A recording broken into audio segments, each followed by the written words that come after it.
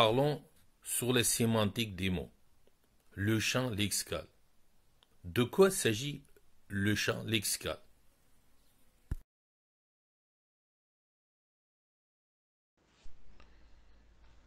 Le champ lexical. Définition. Un champ lexical est un ensemble de mots associés à un même thème. Exemple, savon, mousse, lessive, bulle, peine de savon, etc. Les mots d'un champ lexical peuvent être reliés à des aspects du thème comme les métiers, les travaux, les personnes, etc. Maintenant, qu'est-ce qu'il y a autour du champ lexical? On appelle champ lexical l'ensemble des mots qui se rapportent à une même réalité. Les mots qui forment un champ lexical peuvent avoir comme point commun d'être synonymes ou d'appartenir à la même famille, au même domaine, à la même notion. Exemple, le champ lexical de la guerre. Synonyme, guerre, conflit, combat. Même famille, guerre, guerrier, guerroyer. Même domaine, soldat, armes, troupes, capitaine. Même notion, blessure, violence, hostilité. Un exemple de mot amour. Le mot amour lié avec les mots âme, feu, douleur, respect, tristesse, haine, allégresse, lumière, bonheur, espoir, cœur, jalousie, rêver, tendresse, ivresse, passion. On peut voir autour de mots art, exemple, la peinture, dessiner, la peinture, peindre, pendre, une bande dessinée, le sculpture, la sculpture, la dessinateur, le dessin, le désigne, un chef d'œuvre, un atelier, poser, une estampe, une bonne dessinée. Votre attention. Maintenant, je vous propose de regarder mon livre Règles de grammaire communicative française A1, A2. S'il vous plaît. À bientôt.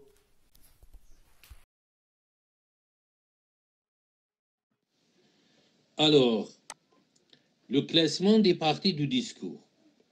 Sans une classification des mots de la langue, il est impossible de formuler des règles générales de combinaison des mots.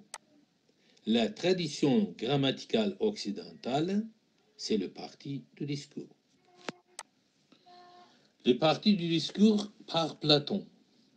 Platon divise nom, c'est-à-dire onoma, et prédicat, c'est rhéma.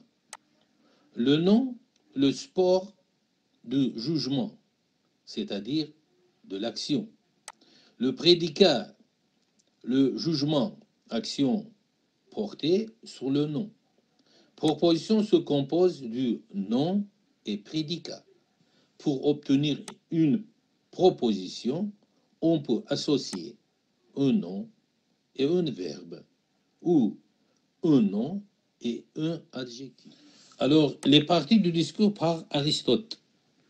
Aristote, tentative de dresser un inventaire des catégories universelles de la pensée. Outre les parties du discours nom et verbe, Aristote établit une troisième catégorie, les conjonctions. Conjonction, tout élément qui n'est ni un verbe ni un nom. Les parties du discours par les grammairiens alexandrins. Les philosophes stoïciens, augmentation progressive du nombre des parties du discours. Les grammairiens alexandriens, émergence d'une réflexion linguistique approfondie et rigoureuse. Denis Le Trace, 1er siècle avant Jésus-Christ, 8 parties du discours.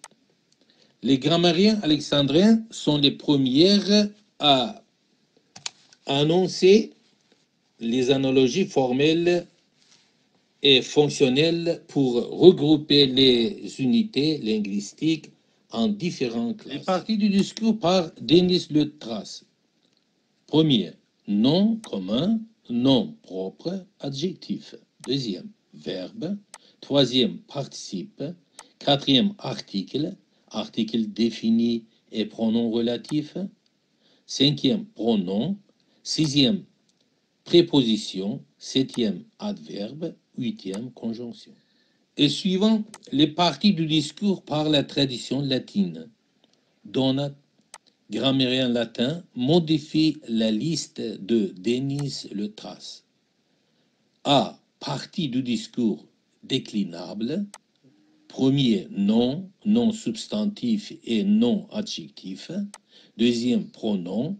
Troisième, verbe. Quatrième, participe. Et B. Participe du discours indéclinable. Adverbe, conjonction, préposition, interjection. Alors, les parties du discours par la grammaire du français. Robert Estienne, grammairien français, établit 9 parties du discours pour le français au VIe siècle, en 1557. Il a ajouté l'article à la liste établie par Donat. La liste établie par la grammaire traditionnelle pour le français remonte au XIXe siècle. Les remarques de Lomont ont joué un rôle important dans l'établissement de cette liste. Les parties du discours maintenant, la liste de la grammaire traditionnelle. Substantif, nom propre, le premier. Deuxième, adjectif, adjectif qualificatif et adjectifs grammaticaux. Troisième, verbe. Quatrième, adverbe. Cinquième, pronom. Sixième, préposition. Septième, conjonction de coordination et de subordination. Huitième, article. Neuvième, interjection. Les parties du discours, diversité de critères, c'est diversité de listes. La diversité des critères utilisés, critères distributionnels, critères morphologiques, critères sémantiques ou référentiels. La notion de la distribution occupe une place si importante dans l'analyse syntaxique. Le critère distributionnel est le critère principal que nous retiendrons pour établir les classes de mots. Mais cela ne nous empêchera pas d'en souligner les limites. Les parties du discours, c'est le critère distributionnel, l'analyse distributionnelle, déterminer les rapports syntagmatiques et paradigmatiques d'une unité. Rapport syntagmatique, tous les contextes linguistiques dans lesquels une unité s'emploie. Rapport paradigmatique, les relations d'équivalence entre une unité et toutes celles qui pourraient lui être substituées dans les mêmes contextes.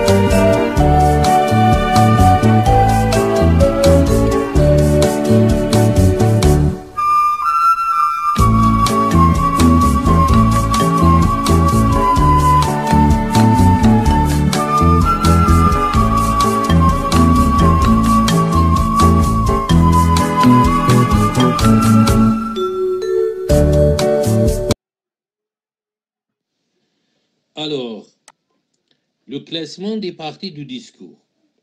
Sans une classification des mots de la langue, il est impossible de formuler des règles générales de combinaison des mots. La tradition grammaticale occidentale, c'est le parti du discours. Les parties du discours par Platon. Platon divise nom, c'est-à-dire onoma, et prédicat, c'est rhéma. Le nom, le sport du jugement, c'est-à-dire de l'action. Le prédicat, le jugement, action portée sur le nom.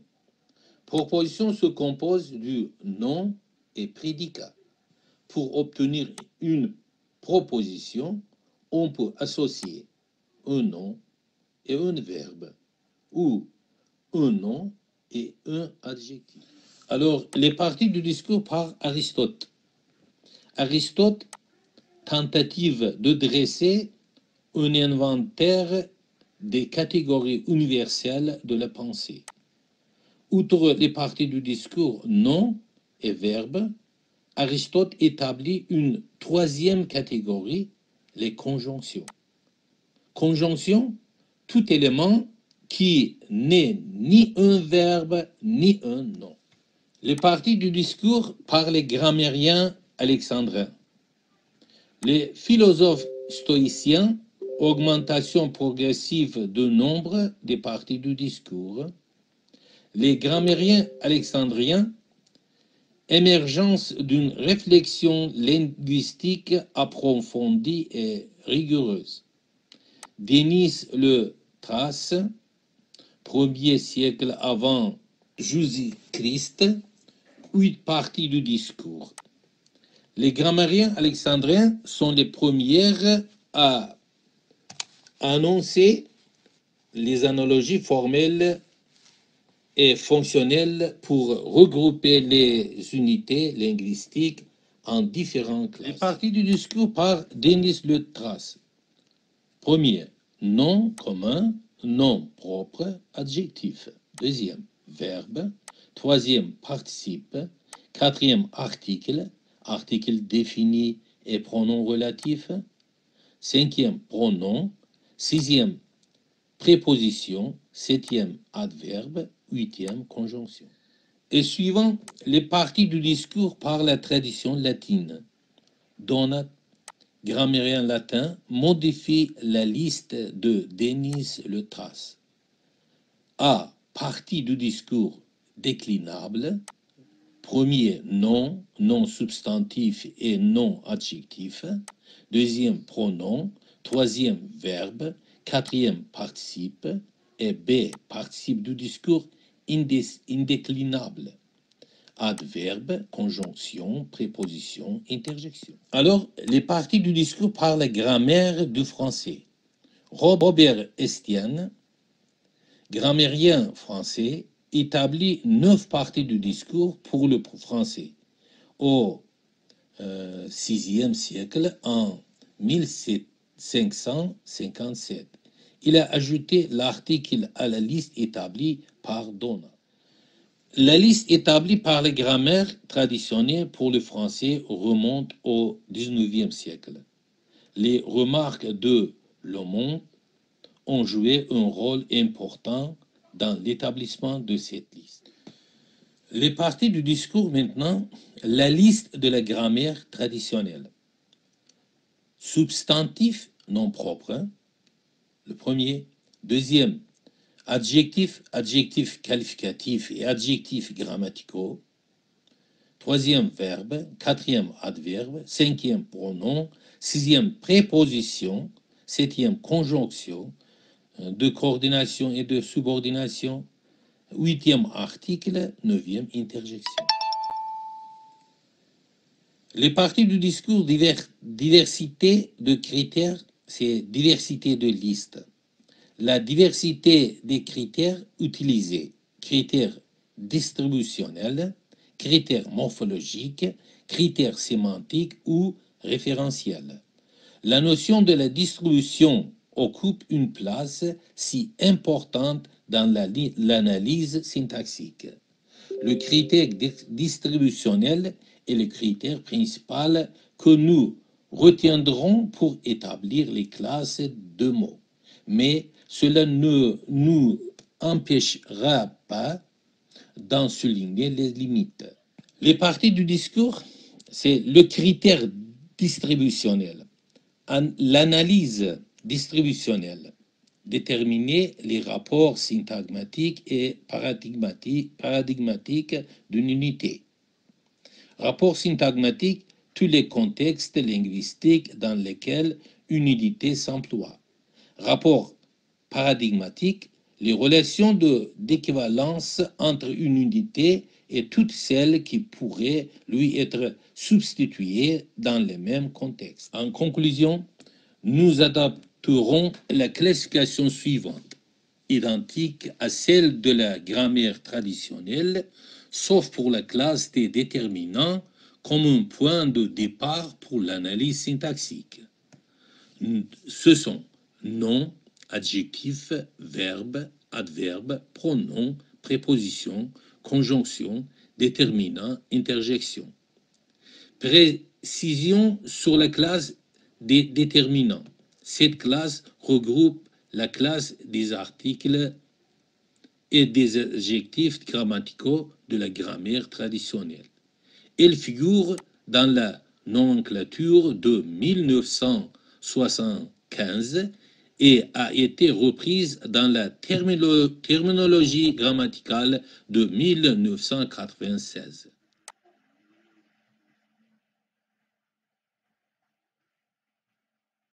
En conclusion, nous adapterons la classification suivante, identique à celle de la grammaire traditionnelle, sauf pour la classe des déterminants comme un point de départ pour l'analyse syntaxique. Ce sont nom, adjectif, verbe, adverbe, pronom, préposition, conjonction, déterminant, interjection. Précision sur la classe des déterminants. Cette classe regroupe la classe des articles et des adjectifs grammaticaux de la grammaire traditionnelle. Elle figure dans la nomenclature de 1975 et a été reprise dans la terminologie grammaticale de 1996. Chers amis, mes étudiants, aujourd'hui nous parlons sur l'histoire des parties du discours.